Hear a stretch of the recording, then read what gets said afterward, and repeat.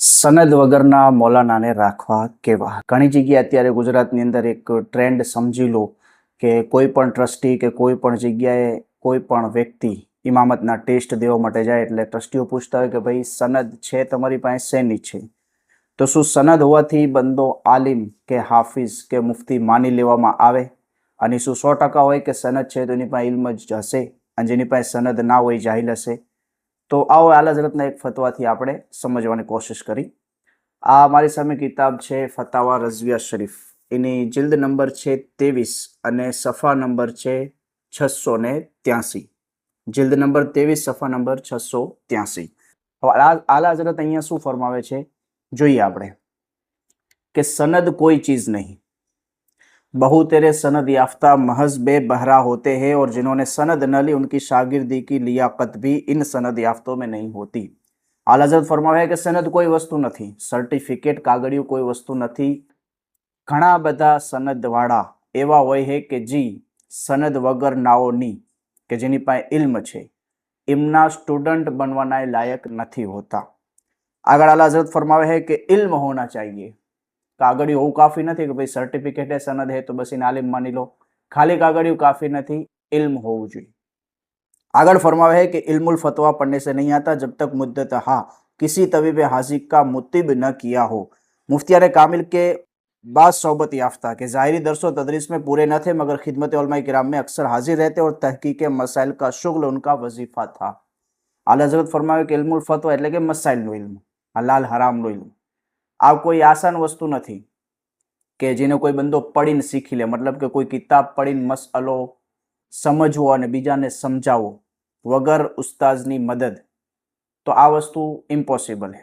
હા, ઘણા બધા એવા માણસો છે કે જે ઝાહિરી તદરીસમાં મહારત નહોતા રાખતા, મતલબ કે કોઈ મદ્રસામાં નહોતા પડ્યા કે કોઈ બાકાયદા દારુલ-ઉલૂમમાં નહોતા પડ્યા, પણ મુફ્તિયાને કિરામની સોહબતમાં રહેતા હતા અને મસાઇલ શીખવો એમનો શોખ હોતો હતો. આલા હઝરત ફરમાવે है કે वो मसाइल में आजकल के सदहा फारिगु तहसीलों बल्कि मदरसों बल्कि नाम के मुफ्तियों से बदरजहा जायद थे. आला हज़रत फरमावे है कि मसाइल ની અંદર આજકાલના સેંકડો મદ્રસાથી ફારિગ નામના મુફ્તીઓ કરતા પણ એમની પાસે ઇલ્મ વધારે હતું. કારણ કે એ કામિલ મુફ્તીની સોહબતમાં રહેતા હતા. આગળ આલા હઝરત ફરમાવે है कि अगर शख्स मज़कूर फी सवाल ख्वाब ज़ाते खुद ख्वाब फैज़ सोहबत उलमाए कामिलीन इल्म काफ़ी रखता है. હવે એક શખ્સ વિશે સવાલ પૂછવામાં આવ્યો કે જેની પાસે સનદ નથી પણ ઇલ્મ હે ફતવા આપે, તો એના વિશે આલા હઝરતે આ જવાબ લખ્યો કે બસ અગર શખ્સ મઝકૂર એટલે કે જેના વિશે સવાલ પૂછવામાં આવ્યો, બઝાતે ખુદ એટલે કે પોતે એટલી સલાહિયત રાખે છે કે કિતાબથી મસાઇલ કાઢીને બયાન કરીએ કે અથવા ઉલમાએ કિરામની સોહબતથી એ આ વસ્તુને कंप्लीट करे है तो जो बयान करता है गालिबन सही होता है, उसकी खता से उसका सवाब ज्यादा होता है. એટલે કે ગલત હા ઓછું બયાન કરે છે, ક્યારેક ગલતી થઈ જાય પણ એ સાચું વધારે બયાન કરે છે, સનદ નથી તો આલા હઝરત ફરમાવે તો હરજ નહીં, મતલબ કે એને મસાઇલ પૂછી શકો ને એની પાસેથી જવાબ લઈ શકો. પૂરા મસઅલાનો જવાબનો ખુલાસો એ થયો કે સનદ એવું જરૂરી નથી કે સનદ હોય આલિમ હોય જ, બરોબર. બાકી મેં તો પ્રેક્ટિકલ લાઈફમાં જોયું છે કે આલિમની સનદ લઈને આવેલા માણસોએ પણ મુશરિકની નમાઝે જનાઝા પડાવેલી છે. મારી સામેનો દાખલો. તો જે કંઈ પણ લોકો એમ સમજતા હોય કે ભાઈ સનદ હોવી જરૂરી છે, તો કાલ સવારે તો એવું થશે ને થાય છે. એક જગ્યાએથી એવું સાંભળવામાં આવ્યું કે ભાઈ પીર સાહેબના દીકરા કોઈ દુનિયાવી પઢાઈ માટે ગયા હતા અને દુનિયાવી પઢાઈની ડિગ્રી લઈને આવ્યા અને સાથે સાથે આલિમની ડિગ્રી લઈને આવ્યા. તો જે લોકોને ખબર છે કે આલિમ કેવી રીતે બને એમને ખબર હશે કે તો પછી આ ડિગ્રી આવી કઈ રીતે. તો ખાલી સનદ જરૂરી નથી, ઇલ્મ હોવું જોઈએ. એવું તો છે નહીં કે અત્યારે મારી પાસે ઇલ્મ ના હોય ને હું એક બે સનદ લઈને બેસી જાઉં તો એ સનદ કાગળિયાના હિસાબે મને ઇલ્મ આવી જશે. મહેનત કરવી જોઈએ. બાકી મદ્રસામાંથી જ્યાંથી લોકો ફારિગ થતા હોય, મદ્રસા તો મહેનત કરતા જ હોય. હવે કોઈ મદ્રસાનો સ્ટુડન્ટ ખરાબ નીકળે તો એમાં મદ્રસાનો વાંક આપણે ના કાઢીએ શકીએ.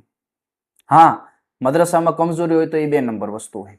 બાકી અમે તો એવા લોકોને જોયા છે કે જે ભાઈ મદ્રસામાંથી ફારિગ થયા એટલે સુન્નતના સુન્ની હતા, સુન્ની બને સુન્ની હતા, પણ છતાંય એ રાફઝિયતના અકીદા ઉપર જતા રહ્યા. તેનો મતલબ એવો તો નહીં કે મદ્રસો એમને આવું શીખવાડતો હશે. તો મદ્રસાને બ્લેમ કરવું એ બરોબર નથી. બાકી ઇલ્મ હોવું જોઈએ. એટલે કોઈ પણ જગ્યાએ અત્યારે આપણે મૌલાના રાખી તો એને નાકીસ મશોરો એ જ છે કે એના બયાન અને એના ઇલ્મ ઉપર રાખવો જોઈએ, ના કે એની સનદ ઉપર. બાકી સનદ તો શું અત્યારે કોઈ પણ બંદો ગમે ત્યાંથી લઈ શકે છે. મુફ્તીઓની સનદ એ મળી જાય છે. મારા ઉસ્તાદ મોહતરમ મને એકવાર આ વસ્તુ વિશે ચર્ચા થઈ ત્યારે જાણ કરી હતી.